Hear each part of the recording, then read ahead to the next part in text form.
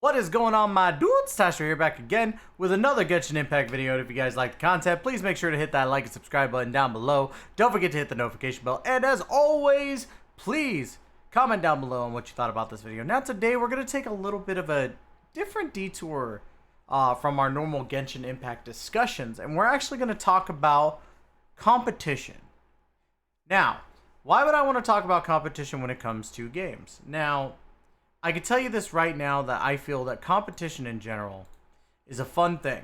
Now, as you can see here in the background, I am actually playing the trailer for Tower of Fantasy. And the reason why I'm doing this is to kind of talk about why competition in certain game avenues is important. I feel that Genshin, and the reason why Genshin has gone and, kind of gone the way that it has, sorry, I had to adjust my camera a little bit, is that there is no competition for Genshin right now, in my opinion, when it comes to just the overall game. Now, as you can see with Tower of Fantasy, we're going to use them as an example first, is that they have a combination of the Honkai Impact style alongside with what Genshin Impact does in general. Now, I'm not excusing what they've done. They Tower of Fantasy did go through some stuff and ripped off a few assets. As you can see, it's pretty closely to there, but you could see that they've added a couple things that are really, really cool. And yes, like I said, I'm playing the trailer. Like, being able to surf and have mounts and all that other cool stuff is really fascinating in general when it comes to the game. Now, why would I be talking about Tower of Fantasy in a Genshin Impact video? Now, again, like I said, it's all about competition. It's really just about that.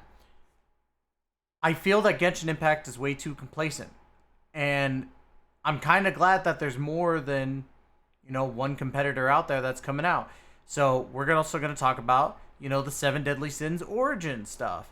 Like, the art style is so very nice and clean with it. Obviously, this is still kind of beta-esque, but oh, hold on, I got the volume on. My apologies, guys. But yes, like, as you can see with the multiplayer aspects that you're going to see in this here in a little bit, it has something to the table that Genshin doesn't have. And it's the same with Tower of Fantasy. Tower of Fantasy has the multiplayer aspect that's actually really, really cool. You have a multitude of different characters being used at once, and it actually looks like it's going to be difficult. Same with Origins. As you can see right here, all this gameplay from Origins looks fantastic. They look unique. It doesn't look so cookie cutter, I would say. And that's ultimately what it boils down to with that as well.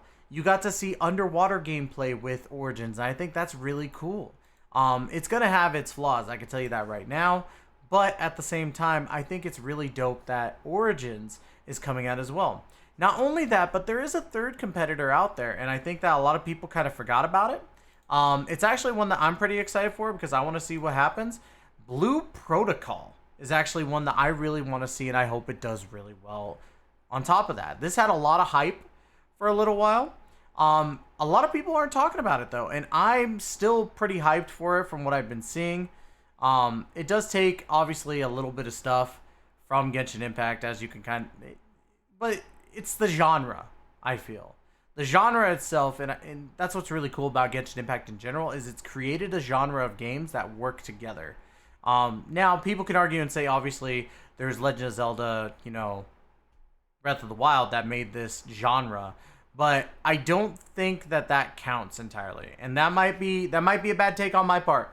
But it was an action RPG. But with us as gacha players that love playing the gacha system on top of an action RPG, I feel like Genshin really nailed it on the head. And that's why these competitors are now trying to get better. Like, look at this. You got double axes. You got sword and shield. Actual casting magic outside of, just a catalyst. You got wands. It looks freaking fantastic. So I think that doing ultimately competitors of Genshin Impact is a fantastic thing. So I definitely want to hear what your guys' opinions are on this. But ultimately, when it comes to... Sorry, I got distracted a little bit. But ultimately, what it boils down for me, and I know I'm rambling a little bit, is that the biggest thing with a game series, it needs competition. Halo had Call of Duty, right? Think of wrestling. The WWE now has AEW,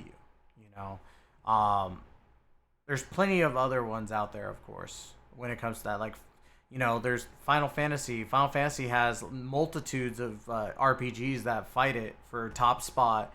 Um, you know, it's really difficult to say like other ones right now because I'm drawing a blank.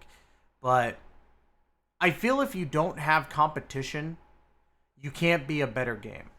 Now, this could also pertain to what we're going to see with anniversary stuff, Genshin Impact's on its second year, and that second anniversary is coming up.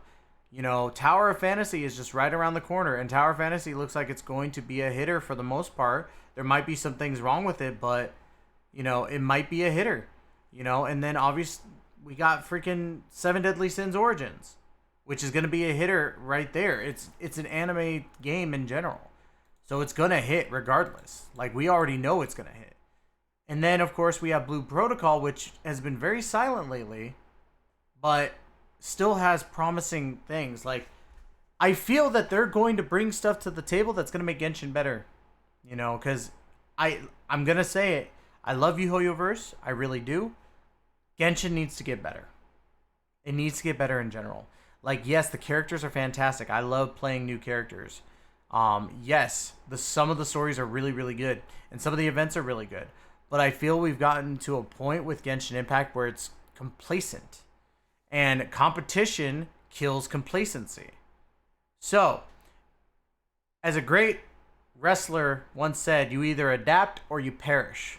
So I feel with these new games challenging Genshin Impact and Hoyoverse as a whole, I think that Hoyoverse is going to have to adapt, or they're going to perish. But what do you guys think in the comments? Let me know down below. Love you guys to death. Like I said, like, comment, subscribe. Sorry this was a little bit rambly, and of course there was a little bit of technical difficulties, so my apologies on that. But I feel uploading the raw footage of this is important.